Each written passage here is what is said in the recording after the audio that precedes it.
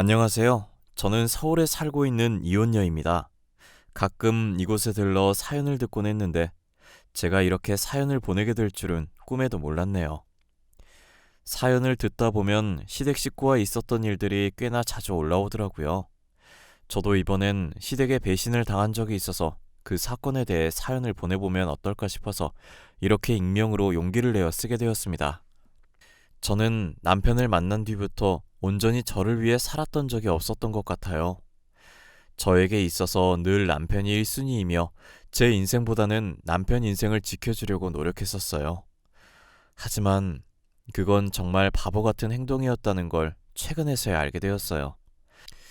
자신의 인생만큼 중요한 건 없는데 저는 무엇을 위해 남편의 인생을 먼저 생각했을까요?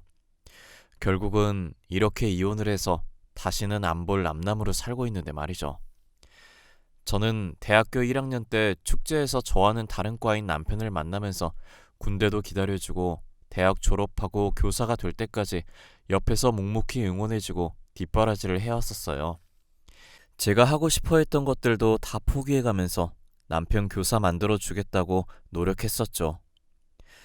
학교를 다니면서 각종 아르바이트를 다 했었고 졸업해서도 전공과 전혀 다른 일을 해왔었어요. 오로지 남편의 교사직을 목표로 두고 말이에요. 저는 평범한 집안이었지만 남편은 가난한 집안이었기 때문에 교사 준비할 돈이 없었어요. 어차피 저는 등록금을 부모님이 내주셔서 돈 벌 이유가 딱히 없었지만 남편을 위해 제가 자처해서 대학생 때부터 일을 하기 시작했던 거예요. 편의점 아르바이트도 해보고 고깃집 아르바이트도 해보고 학교 앞 맥주집 아르바이트도 해보고 대학생이 할 수 있는 아르바이트는 다 해봤다고 해도 과언이 아니었을 정도였어요. 열심히 알바해서 모은 돈으로 남편 등록금에도 보태주고 책 사는 비용에도 보탰었어요. 남편은 자신을 위해 힘들게 일하는 저를 보며 항상 미안해하고 고마워했어요. 내가 방학 동안 모은 돈이야. 이번 학기 등록금에 보태고 남는 돈은 책 사는데 보태.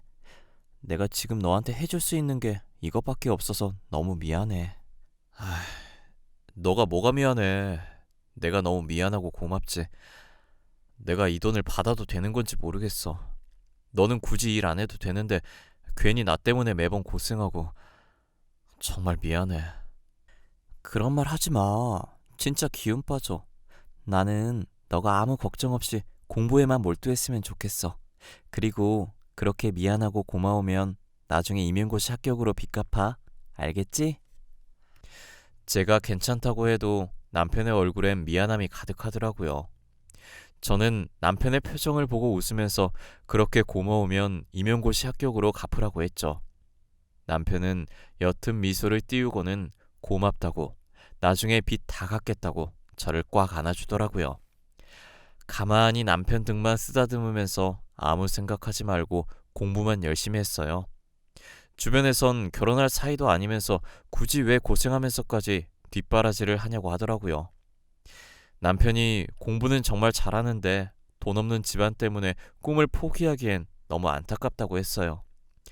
결혼을 할지 안 할지는 모르지만 지금은 사랑하는 사람이니 최선을 다해 도와주고 싶다고 했죠. 당시 친구들은 저를 한심하다고 했지만 저는 언젠간 제 노력이 빛을 볼 날이 올 거라고 생각했어요. 저는 사장님들이랑 친해져서 졸업 후에도 하고 있던 아르바이트들을 계속했어요. 그 돈으로 혼자 조용히 공부할 수 있게 남편 고시텔도 잡아주고 그 외 필요한 것들도 사다 줬어요.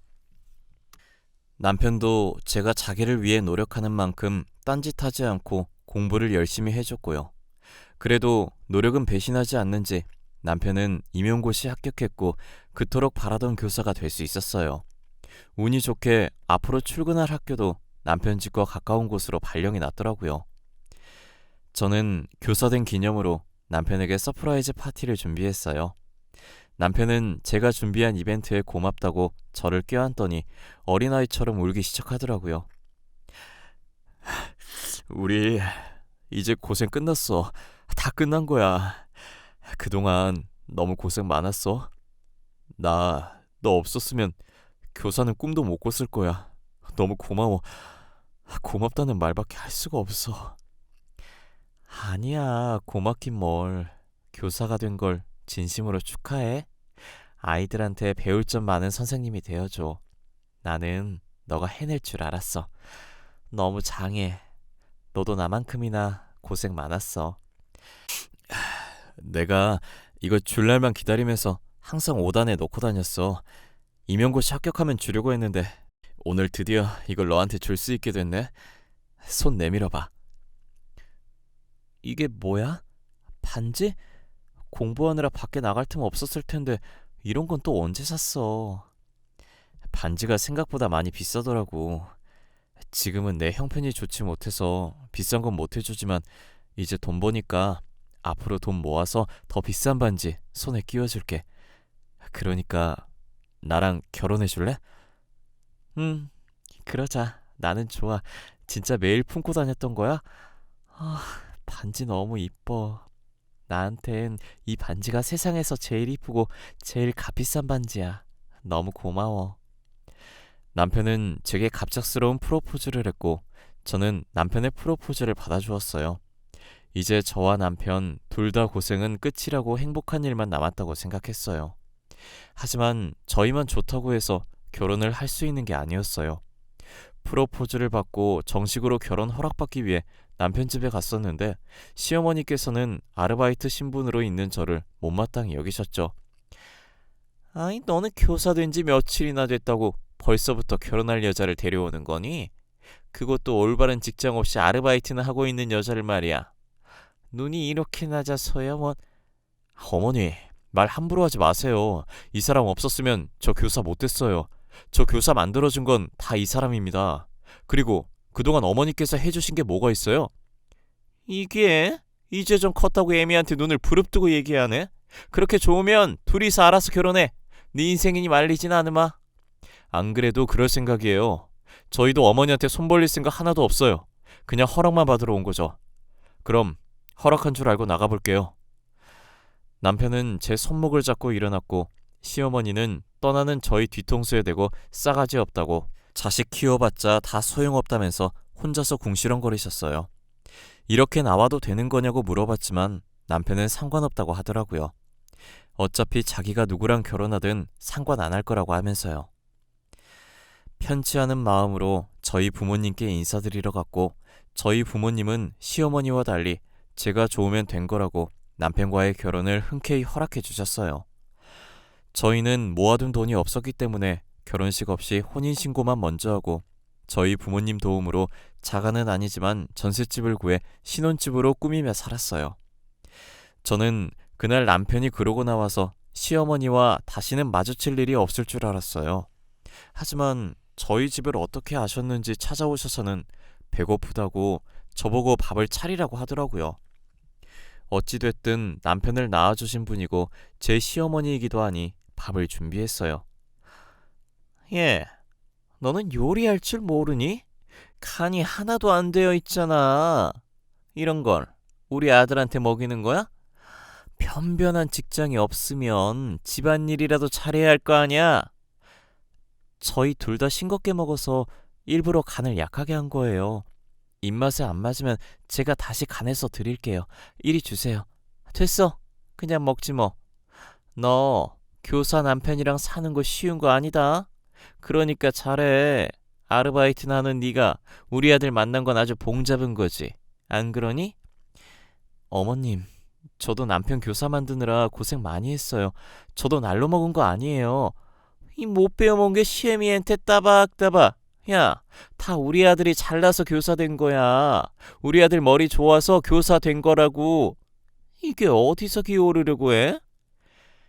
입 아프게 말해봤자 시어머니랑은 말이 안 통할 것 같아서 대충 네네 하면서 대답만 해줬어요.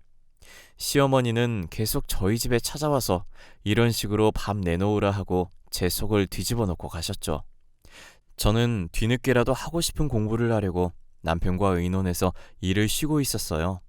하지만 시어머니께서는 이미 그 나이면 늦었는데 해서 뭐하냐면서 아까운 시간만 버리는 거라고 차라리 그 시간에 일해서 돈이나 벌려며 딴지를 걸면서 공부를 못하게 하더라고요. 결국 저는 시어머니 잔소리 듣는 게 싫어서 다시 아르바이트를 시작했고 사무직으로 취업하기 위해 틈틈이 시간 날 때마다 자격증 공부를 했어요. 그렇게 반년 뒤 필요한 자격증들을 다 따서 겨우겨우 중소기업에 들어갈 수 있었어요. 중소기업에 경력이 없어서 남들보다는 월급은 많이 적었지만 아무래도 사무직이다 보니 하루 종일 앉아서 일하니까 음식점 아르바이트 할 때보다 몸이 훨씬 편했어요. 이래서 다들 회사에 들어가려고 난리구나 라는 생각을 했죠. 저는 빨리 진급해서 월급이 올랐으면 하는 바람에 선배한테 많이 배우려고 하고 남들이 하기 싫어하는 일도 맡아서 하고 회사를 정말 열심히 다녔어요. 그렇게 빠르게 회사에 적응을 해나갔고 남편도 학교에서 열심히 일하면서 저희는 여느 맞벌이 부부들처럼 안정적인 생활을 하기 시작했어요. 하지만 제가 다니는 회사가 정말 작은 회사다 보니 진급을 해도 월급이 적더라고요. 그래서 경력을 쌓아서 조금 큰 회사에 들어가야겠다는 목표를 새롭게 잡았어요. 저희는 집을 자가로 사기 전까지 아이도 만들지 않기로 합의했었어요. 하루라도 빨리 저희 명의로 된 집을 가지기 위해 휴지 한 칸도 아껴 썼어요. 하지만 어느 순간부터 남편이 집에 늦게 들어오기 시작하더라고요. 술을 마신 것 같진 않은데 온전한 정신으로 매번 귀가 시간이 늦어졌어요. 요새 자꾸 늦게 오는데 무슨 일 있냐고 물어도 다른 선생님한테 돈 문제로 고민 상담하다 보니 얘기가 길어졌다고 하는 거예요. 당신 요즘 왜 이렇게 집에 늦게 와? 술 먹는 건 아닌 것 같은데. 당신 학교에 무슨 일이라도 있는 거야? 얼굴도 안 좋아 보여. 그냥 다른 선생님한테 고민 상담하다 보니 얘기가 길어졌네. 요즘 둘 다 돈 문제로 고민이 많거든. 그 선생님도 집 살려고 우리처럼 아등바등 하더라고. 아, 그래? 하긴 요즘 서울에서 집 구하기가 하늘의 별 따기지. 돈도 돈이지만 아예 집이 없으니까. 그 선생님도 머릿속이 많이 복잡하시겠네. 그래서 퇴근하면 둘이서 이야기하느라 시간 가는 줄 모른다니까. 그래도 우리는 둘이서 돈 버는데 그 선생님은 혼자라 더 힘들 거야. 아, 아직 결혼 안 하셨나 봐. 혼자서 힘들 텐데 집 살려고 열심히 사시네. 진짜 대단하시다. 우리도 그렇게 열심히 살면 얼른 집 살 수 있을 거야. 돈 때문에 너무 스트레스 받지 마. 그, 여보, 혹시 내가 내일 술 좀 마시면서 얘기하려고 하는데 돈 좀 줄 수 있어? 용돈이 다 떨어져서 돈이 없네.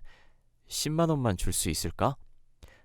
아직 중순밖에 안 됐는데 벌써 돈이 다 떨어졌어? 알겠어. 내일 출근할 때 10만 원 줄게. 그렇게라도 스트레스 풀어야지. 내일은 당신이 그 선생님한테 한턱 쏴. 저는 몰랐었는데 남편이 집 문제로 꽤나 스트레스를 많이 받는 것 같았어요. 그렇게 동료 선생님과 같이 한잔하면서 속 좀 풀라고 조금씩 돈을 줬었어요. 그런데 그게 습관이 된 것 마냥 계속 이런 약속 저런 약속이 있다며 돈을 달라더라고요. 그렇다고 큰 돈을 요구하는 것이 아니라서 아껴 쓰라고 하면서 매번 달라는 대로 줬었던 것 같아요. 제가 자신이 달라는 대로 주기 시작하니까 간이 배 밖으로 나왔는지 금액도 점점 커져가더라고요. 이젠 이유도 말 안 해서 한 번은 왜 그렇게 돈을 자주 많이 달라고 하냐고 하니까 교사보다 교수가 더 좋은 것 같다고 대학 교수 되고 싶어서 준비 중이라고 하는 거예요. 저한테 말했으면 팍팍 지원해줬을 건데 왜 진작 말 안 했냐고 물어보니 괜히 열심히 일하는 저한테 신경 쓸 일 하나 더 쥐어주고 싶지 않았다더라고요. 저는 남편이 교수가 되는 것도 나쁘지 않다고 생각해서 학생 때 임용고시 준비 도와줬던 것처럼 똑같이 제가 쓰는 돈을 더 아껴서 남편을 아낌없이 밀어줬어요. 하지만 교수 되는 것이 좀처럼 쉽지 않은지 저만 보면 한숨을 쉬기 시작하더라고요. 그런 남편의 모습을 보니 제가 돈을 지원해주는 것 말곤 대신 할 수 있는 게 없어서 속상했어요. 거기다 남편이 학교를 옮기게 됐는데 집이랑 거리가 먼 학교로 발령이 난 거예요. 저희가 살던 집이 남편 학교와도 가깝고 제 회사랑도 가까워서 출퇴근하기 좋았거든요. 남편이 제 직장 때문에 선뜻 이사 가자고는 말 못하고 오피스텔을 하나 구하겠다고 하더라고요.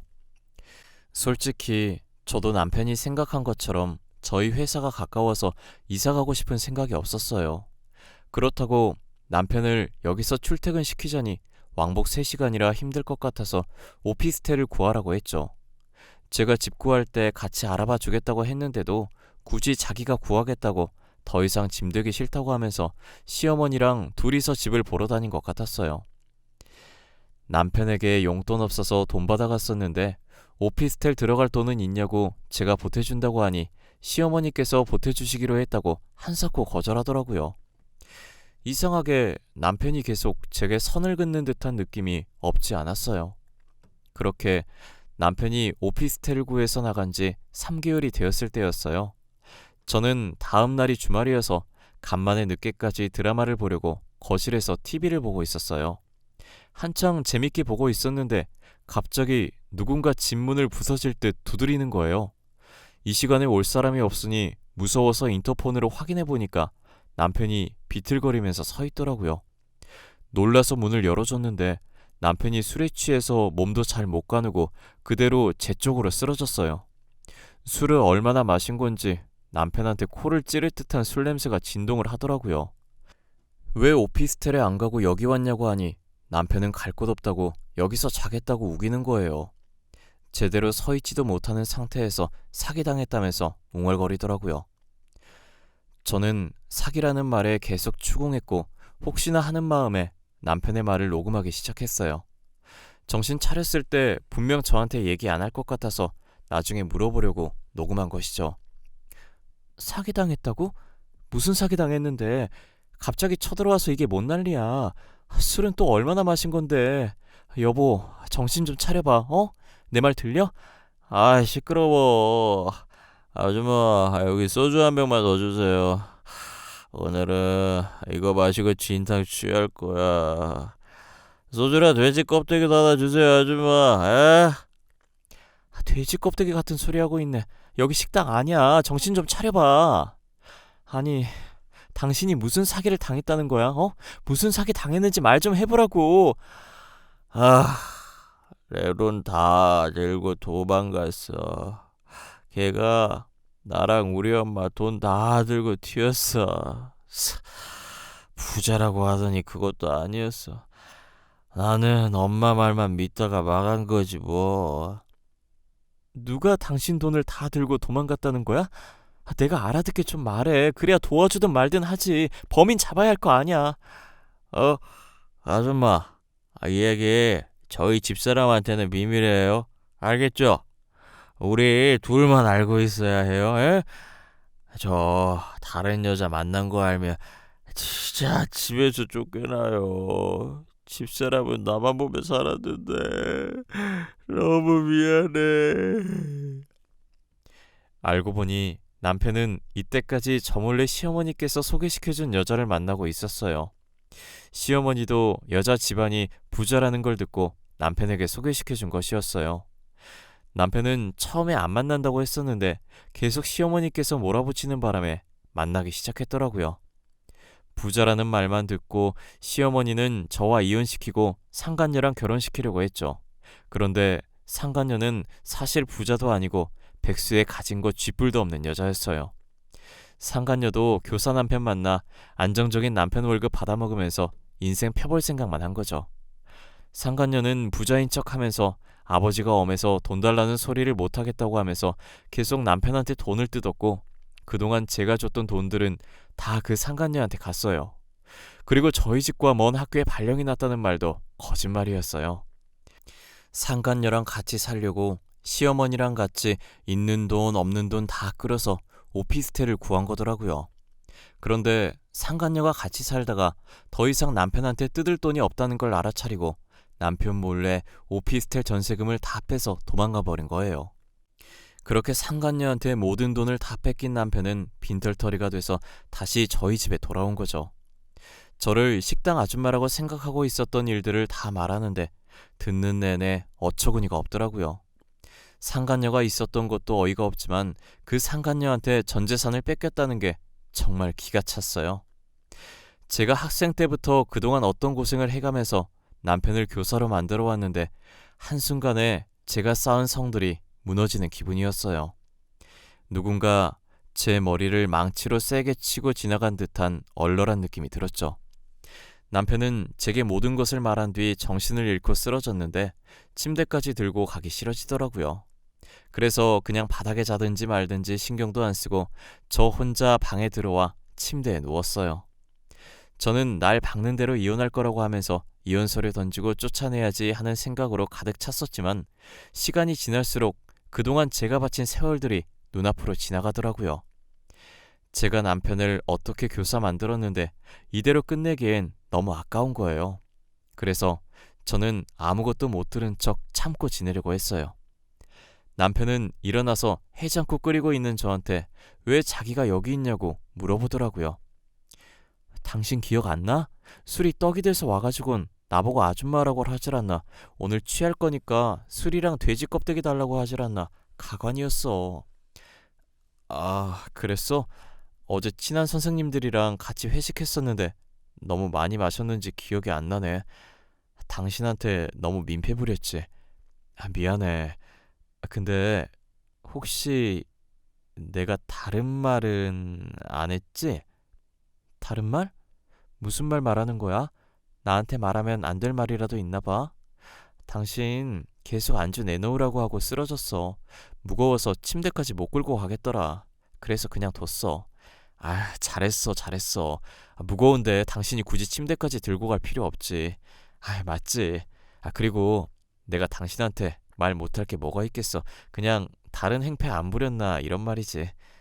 어, 술 달라고 하고 쓰러진 게 다야.